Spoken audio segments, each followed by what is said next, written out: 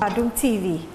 Badwam Health Tips. So na watchi medase umre no wadaje a wode amaye na wutie. Adusua efa prostate ehun memma ne titiri medamosepa. Me Dr. Duboatin na watchi yedi nkomo yi na da romanso na dwumadi etumi de brew simenum ye nchakura sabeya obetimi anya bre no akoto awonuma so. Enne ene yede nkomodie wo prostate mu no eba na awieye. Ye hwe ne treatment. Timestro tie ni ye free scan na no koso. Ewo endpoint bra na bejo de dog me mo akwa ba na me na se ye treatment nso ewo prostate. Yes, the question is first of all, before I because I be treat prostate now, also we need to identify the type of prostate problem at all. Na ye betime hu de ntia obi ho ana de be mamu na hihye no odwonso ani so fita de akire o chem sana Johnson na ba wadwonso kra na Johnson na buying drops Johnson no ba entwada Johnson kana no wantu amika na wodwonso egu no ho obi wo ha na ya se ewe no ni hips ne sisi nyina timi eye ne ya obi ha odwonso a Johnson no emma otese bia ka ne be menim na obi wo kwa na timi kofa bibia fe se wa hu se wanya prostate problem no wanya bia fe se penile atrophy wa hu se obema na crash ase ehi wonim se da obema na sitie afi wa hu se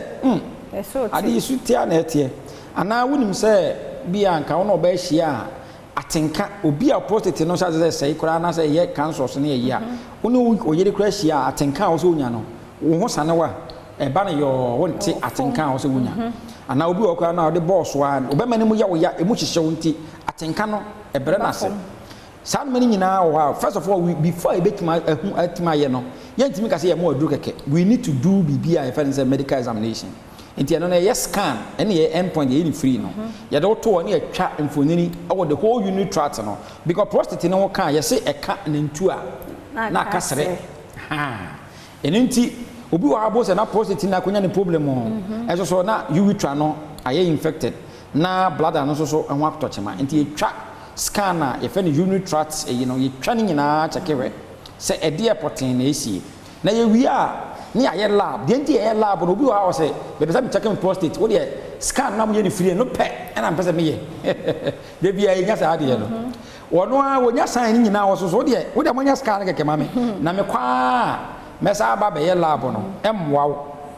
wo pese o ye smart ba emwa because wa nya lab no a unhunu at the property o prostate no ye check ye no ye say aye large ye say aye inflame e de potin na de sa ade ne ba ye this lab no gonorrhea na de baaye syphilis de na de baaye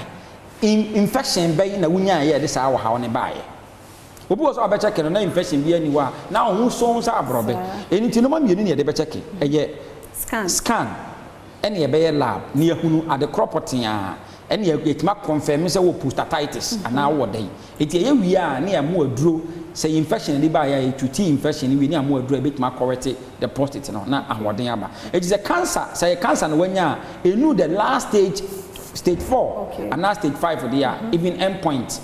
itimi hwe stage 1 stage 2 of prostate cancer na mo ko duru akire dia na wo say refer wo e de oma kwalebu na omo etoaso na wo pese oboa ana say wo pese ye oba endpoint ana wo pese obusa question bia wo yade bia ha obia no a frame number yi so 0244 86 70 68 0244 86 70 68 yada gana fo nyina ase yes ye da wase papa Dr. Duboatin endpoint homeopathic clinic ye dana se Mr. Okoho ne ko check ya tiska ne bi so na ohuntume nya odin na wotwe mu mu da mo ase samoje bre hwe ye na wotwe besi mu se nkwa hoden wo ho ye bese hia ne adi nkomo foforo me din afia amankwa tamaklo